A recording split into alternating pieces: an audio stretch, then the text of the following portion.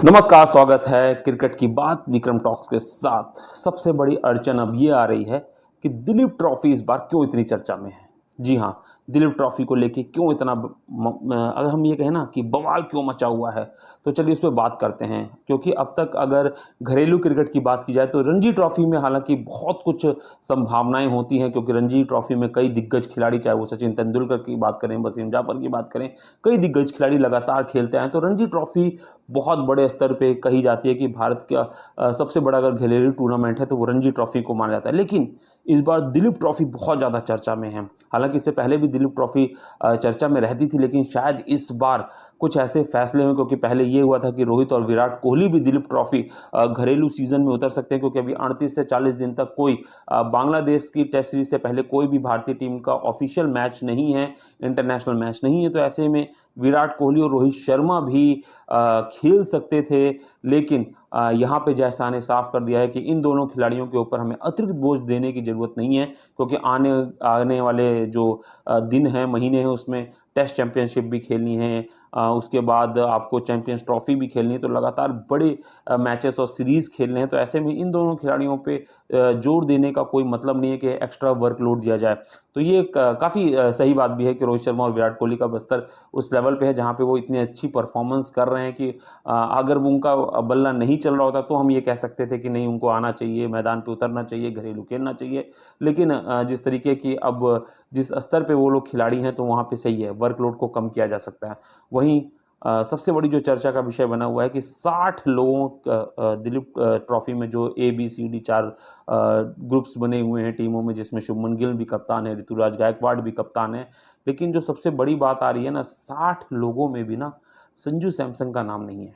मतलब आप समझिए, जो खिलाड़ी टी20 वर्ल्ड कप के स्क्वाड में था, 15 के स्क्वाड में था वहाँ पे, उसके बाद ओडीआई के स्क्वाड में था, मतलब वो भारत के लिए तो स्क्वाड में है, लेकिन दिलीप ट्रॉफी के स्क्वाड में ना होना बहुत चौंकाने वाली बात है। अच्छा, उनका जो परफॉर्मेंस थोड़ी खराब भी हुई है, वो ओडीआई में खराब हुई है, टी20 में नहीं। लेकिन संजू सैमसन के साथ किस तरीके से बीसीसीआई चल रही है, ये किसी को भी समझ से परे है। मतलब अभिषेक पोरेल की बात कर ली जाए, ईशान किशन जिनके हो कि सेंट्रल कॉन्ट्रैक्ट से बाहर कर दिया गया था, उन तक को इसमें मौका दिया गया है। ठीक है, अगर हम कहते हैं कि हाँ भाई, वहाँ पे बहुत विकेट कीपिंग और बल्लेबाजी के ऑप्शंस मौजूद हैं, लेकिन बतौर बल्लेबाज तो संजू सैमसन 60 खिलाड़ियों में जगह तो बनती है ना। अब अगर 60 खिलाड़ियों में उनकी जगह नहीं बनती है, तो इसका मतलब उनका कैरियर खत्म है। आप सोचोगे हम ऐसा क्यों कह रहे हैं कि उनका कैरियर खत्म है?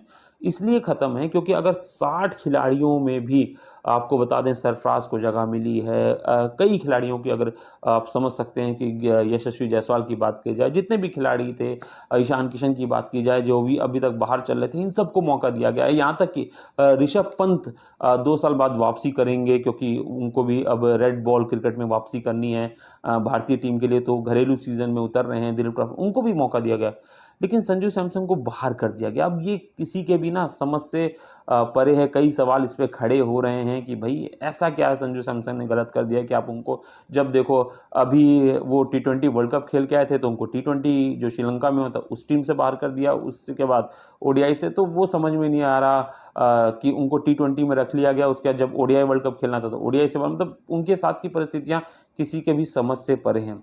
तो दिलीप ट्रॉफी इस बार काफ़ी दिलचस्प होने वाली है, क्योंकि इन परफॉर्मेंस पे ही टीम इंडिया का सिलेक्शन बहुत कुछ निर्भर करने वाला है। तो ऐसे में हमें उम्मीद है कि दिलीप ट्रॉफी जो शुरुआत से इस बार बवालों में घिरी है, वो इन बवालों से निकल के परफॉर्मेंस के आधार पे की जाए, क्योंकि जिस तरीके से अगर कुछ खिलाड़ियों को मौका नहीं दिया है, उस पर कई सवाल खड़े हो रहे हैं कि बीसीसीआई आखिर किन नीतियों को अपनाना चाह रही है। क्या उसके लिए केवल अब आईपीएल ही एक स्टेज बच गया जहां से कोई खिलाड़ी अच्छा करता है तो वहीं से टीम में जगह बन सकती है, लेकिन घरेलू क्रिकेट में अगर अच्छा कर रहा है तो उसकी टीम में जगह नहीं बनती है। तो ऐसे में दिलचस्प होगा देखना कि इस बार दिलीप ट्रॉफी में किस तरीके की परफॉर्मेंस खिलाड़ियों की आती है।